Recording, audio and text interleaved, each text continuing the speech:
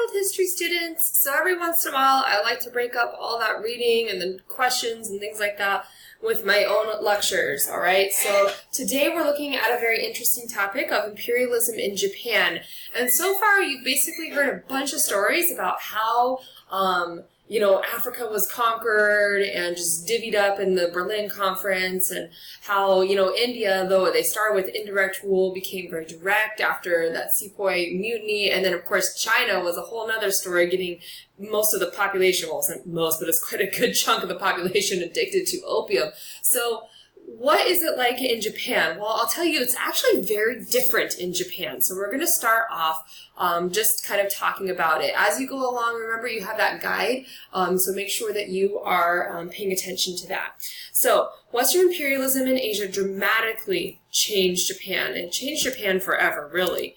We're going to look at ancient Japan was a territory that was divided by clans that borrowed ideas from China, Buddhism, emperors, writing, and architecture, okay?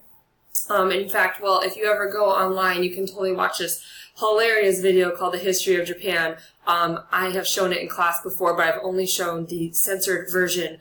If you if you know what I'm talking about, it's not very appropriate. But I will tell you that China is really the one that had quite a lot of influence on Japan for a very long time, okay? And so by the mid-11th century, Japanese feudalism began. Japan was ruled by regional landlords called daimyos. Hopefully you remember this from World History 1, right? And daimyos were served by local warriors called samurai, right? The emperor, who resides here at the top, really was just a figurehead. He had very little power. The daimyos were our landowners, and then we had our shogun was actually like right in between them. It doesn't show it on here, but he is the one that like would kind of basically have all the central political power, or what was actually there. It wasn't very centralized in the government, all right? So anyways, we got our lovely feudal pyramid here, and that's the way it had always been. But from 1192 to 1867, Japan was ruled by military dictators called shoguns, right? And from 1560 to 1600, three very powerful shoguns unified Japan, okay? Hideyoshi, sorry, I'm not telling them, Tokugawa Ieyasu, okay? From 1192 to 1867, Japan was ruled by military dictators called the shogun, like we just said, hello. And so really Japan finally becomes fairly unified in 1600 and created a strong line of succession called the Tokugawa shogunate that ruled Japan until 1867. So then what the heck happens, all right? So they had this amazing feudal pyramid. They were finally able to have a more centralized government under Tokugawa Ieyasu. And then, oh God, I have my sounds on. Let me turn that off. I can't believe I used to think that PowerPoints with sound was cool. Anyways, so European merchants and missionaries first arrived in Japan in the mid-1500s. Okay? Well, I thought I turned it off. I guess not. Let me try one more time. Does that work? Let's go back. Yeah, okay, we're good now. You guys have got to put up with me for the course. Have fun. So the Japanese shoguns enjoyed trade with Europeans and were fascinated by their military technologies, of course, all right? And their technologies, military and technologies. Let's separate those, okay?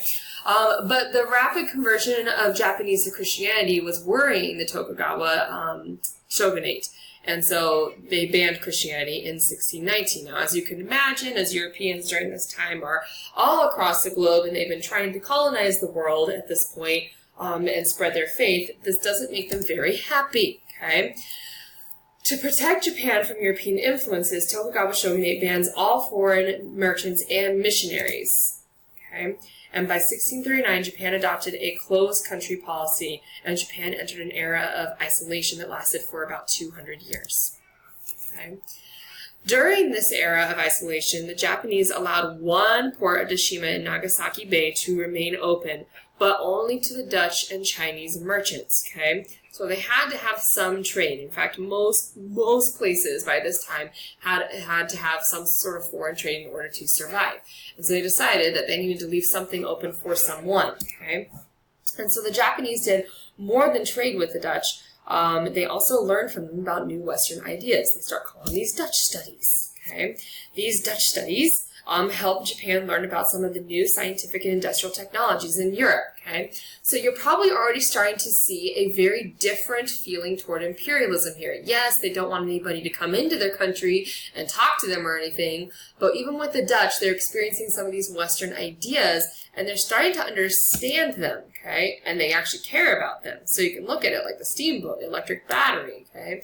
Microscope, anatomy books, all these things are now getting over to Japan, which hadn't really been so before. So from 1640 to 1853, my goodness, Japan was isolated while the rest of Asia became imperialized by Western powers, which we've already started talking about, right? So then in the early 1800s, Britain, France, Russia, and the U.S. tried to negotiate trade rights in Japan, and they didn't do so hot, at least at the very beginning. And Japan just said, we're really tired of this. We don't want your Western trade. We have enough with the Dutch and the Chinese. Thanks so much. Goodbye. However, the gunboats, right, the boats with guns, come in from the U.S. Commodore Matthew Perry. Don't get excited. This isn't Friends. He arrives in Tokyo Harbor with 4 very well-armed steamships, and he demands that the Japanese trade with the United States. Okay?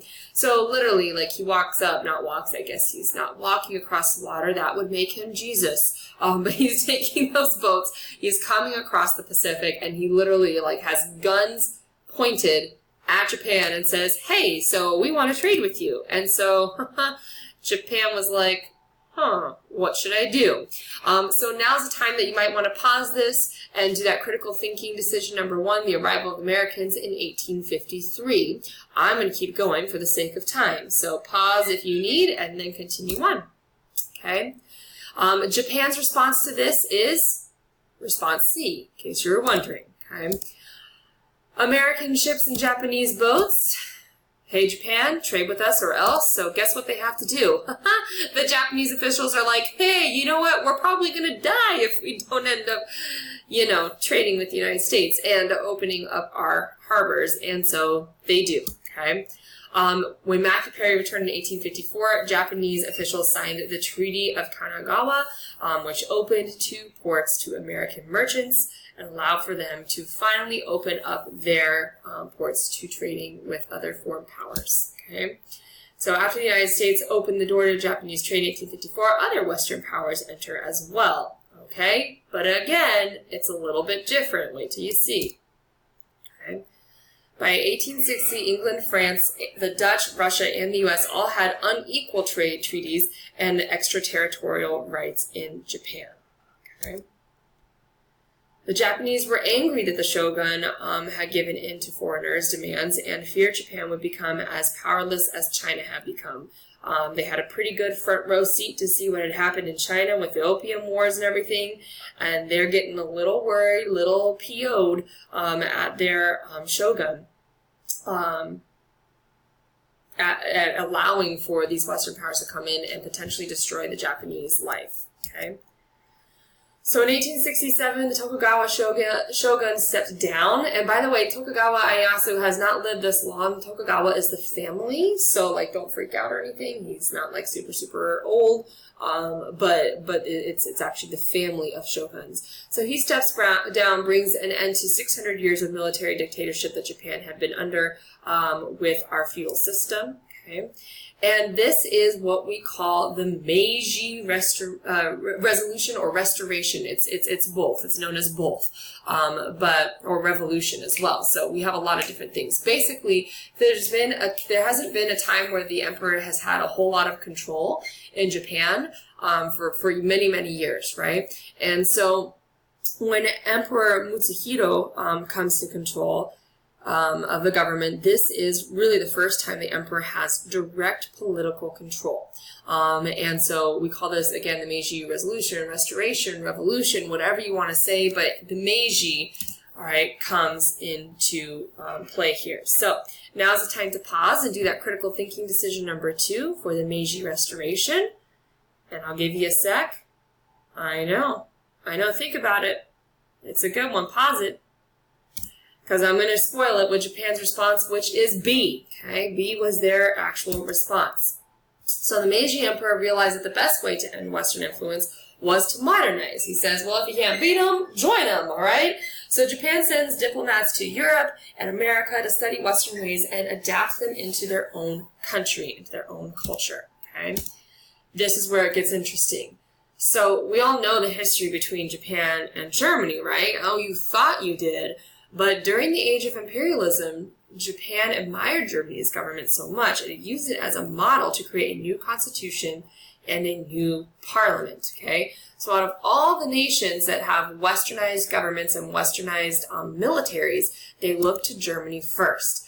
Japanese leaders are eager to industrialize. They begin building huge modern factories, just like we have in the West, right? They have railroads and steamships and steel bridges.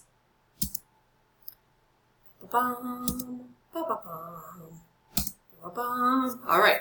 And they even build a more modern military, which is modeled after they model their army after the Germans and their navy after the British. Why? Because the Germans had the best army at this time, and the British had the best navy at this time. And honestly, it makes sense for two island nations to have such great navies, right? Am I right? Okay. So Japan builds this modern military, like I just said. Got some more pictures for you. I know, it's exciting stuff. And they also start to reform their education using models from German, American, and French public schools. Okay. Western fashions also become very popular in Japan. Can you tell? I know. Big old bustles.